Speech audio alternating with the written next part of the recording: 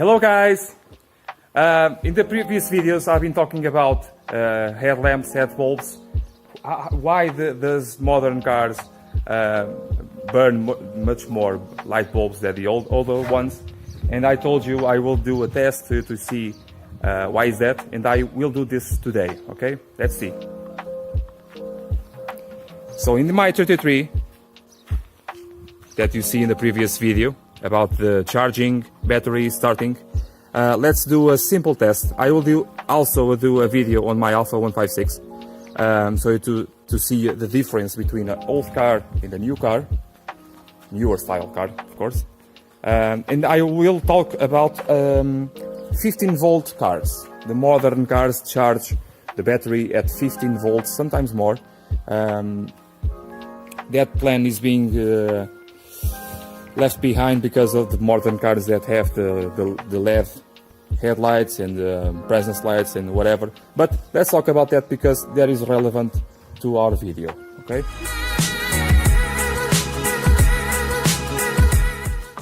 Let's see what is the tension of the battery with the low beams turned on. Let's see here how much tension voltage of the battery we have. We have here 1190. And next, let's see on the headlamp itself how much voltage reaches the headlamp. We have here the multimeter.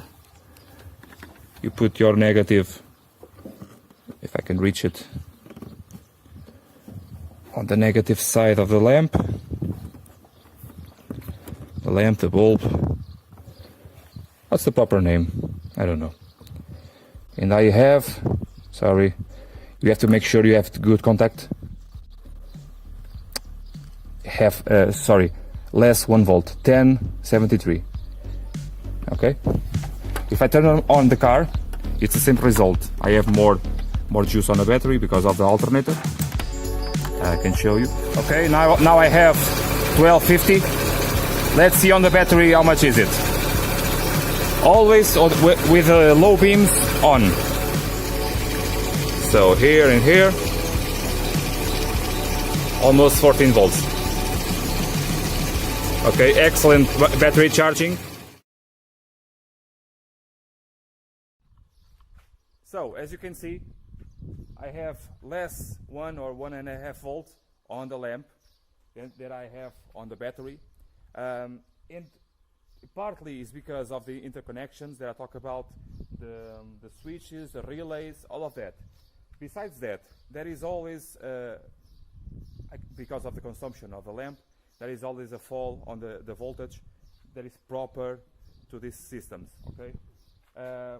So you have a 13.5 kind of voltage, or almost 14 on the battery, but it only reaches 12 and I forgot.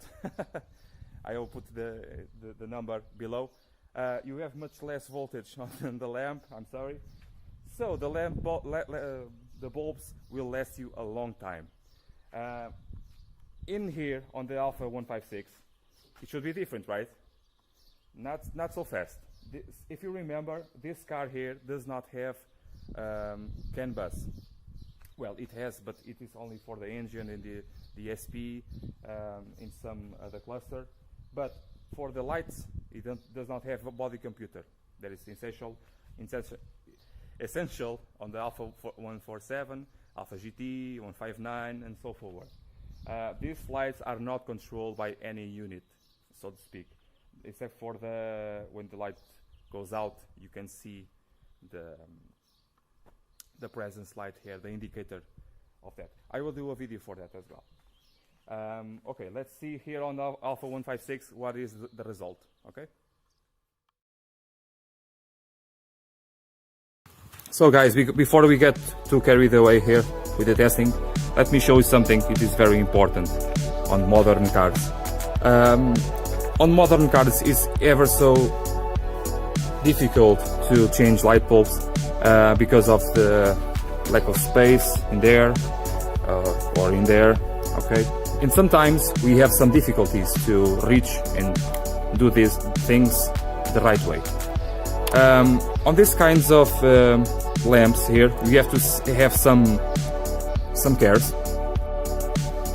And there are some things you have to have in mind when changing your light bulbs. So in this case here, we have this spring, okay, we have this H1 light bulb here, and this connector.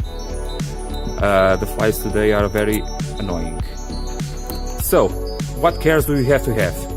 When changing your light bulbs, firstly, with the difficulty of taking out your light bulbs, you can actually do this the wrong way and the light bulb is crooked or something. But mainly, if you don't put your springs on the right place, or leave just one, for example, the light bulb will shake a lot with the holes in the road, and the filament inside this light bulb will not last. Okay, that is number one problem. Number two, this from here, this connector, there are other styles of connectors. For example, this round one here, the negative, can be sometimes attached to this pin here, and the negative has to travel around this part and connect itself to the light bulb. If this connection here, this contact is not perfect, and it happens a lot, you will have poor quality light. It can go out much easier because of the spikes of current, and also if you have a low quality lamp, that problem is aggravated. And thirdly, this connector here, in this case the negative is around here the lamp. The problem with the contact is not in this case, but if the connector enters the lamp with too much ease, it's not good. It's not making enough pressure on the pins. If it not happens, you can have a burnt pins, a burnt light bulb, and spikes on the current, and the light goes out. Okay, there is a lot of things you have to have in mind when changing your light bulbs, because it can be you that causes the problems. So I will do the testing on these two pins here with the multimeter, so you can see how much voltage reaches this light bulb here. Okay, low beams and high beams on. Let's see how much we have here on the battery. So 12 almost. And let's see how much do we have on the light itself. Make sure you do perfect contact on the pins, on the tabs, and look at that. 10 volts, 1020. 1.5, 170 volt left. It's not good, right? Now with the car turned on, let's see the difference.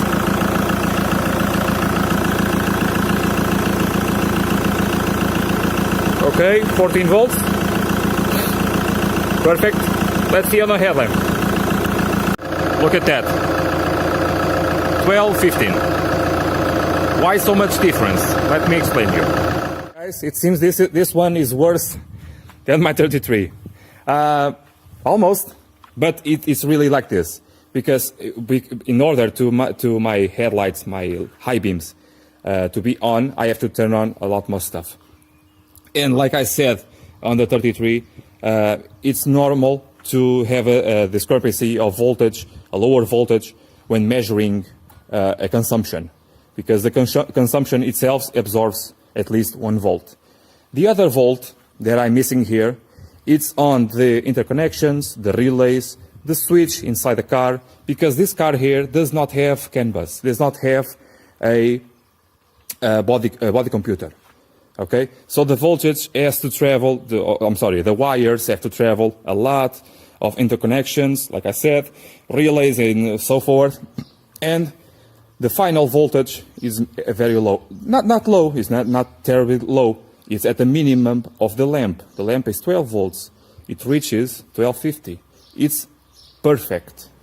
So, so that is why I have these light bulbs on my car. I don't remember how long I have them, but they are very old and very good light bulbs as well. I have some Bosch, whatever, I don't remember, it was a long time ago, but okay. So the 15-volt cars, the modern cars with 15 volts, why is that such an issue? That's just because of this. In the 147, the Mito, the Jolietas, whatever, and a lot of people complain that the cars burn a lot of light bulbs. And that is, now you can see why. Because on the modern cars, I wish I had a moderner car to show you that the 1420 you have on your battery is almost the same on your light bulb. Okay, on the Mitos and the Jolietas, and with a 12 volt lamp, it's not possible. So on more modern cars in other brands and so on, you have a box, a unit that controls what do you want to switch on in relation to the lights, and it drops the 15 or 14 or whatever voltage you have on your battery, and drop it to 12 and a half. So on these modern cars, if if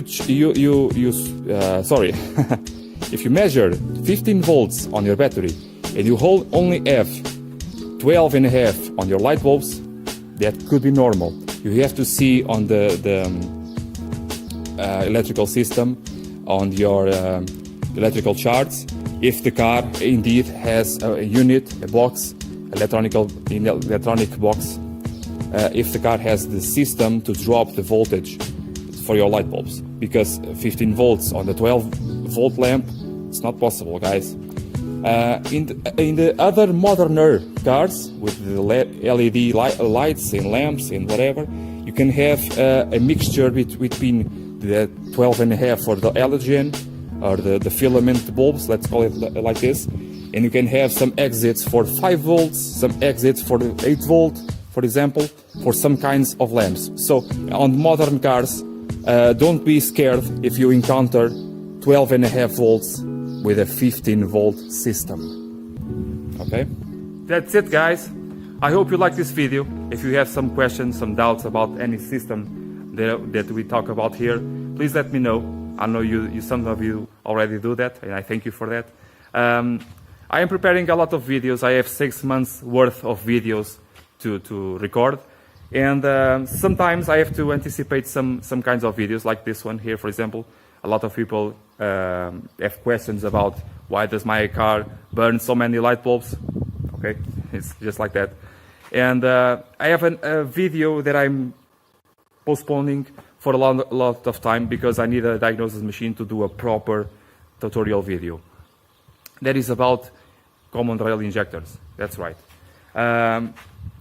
There is some methods to see if the injector is good, but it seems to be that no one follows that methods. I have a very simple method, but it involves a diagnosis machine. Without opening your hood, you can do this method, believe me. And the thing is, I am trying here to do the tutorial videos and the quick tips here, so you don't spend your money without reason. And I see a lot of people, the car is doing some symptom, is not running great, is not starting real good, and they change the injectors because someone told them. And it may be right, but the next step people take is not to put new injectors. And sometimes the new injectors come bad as well. So they put some used injectors, they put some reconditioning injectors that sometimes, a lot of times, are not good because the reconditioning companies here are, oh my God. And people still don't know what the problem is. They think the problem of the injectors is good, and they move on to other things, and the problem still is on the injectors. Or is it? So the method that I have is really to find any problem on any other injector or on the cylinder, or even when you do the research for the parameters of the injector, do you see those 3 numbers there? The 1 point whatever. How does the car know that? The injector only has 2 wires. Do you think about that? I will teach you. I will do let's call it a pre-video to see how can you diagnose your injectors as it should be. Okay? So, if you like this or any other of my videos, please consider subscribe, share with your friends, like this in any other of my videos. I leave them on the description below and up here on the links. And also check out the webpage and the Facebook page and also the YouTube page of Alfa Romeo Crew. They're all really nice guys. They help me a lot on that stuff. And bye.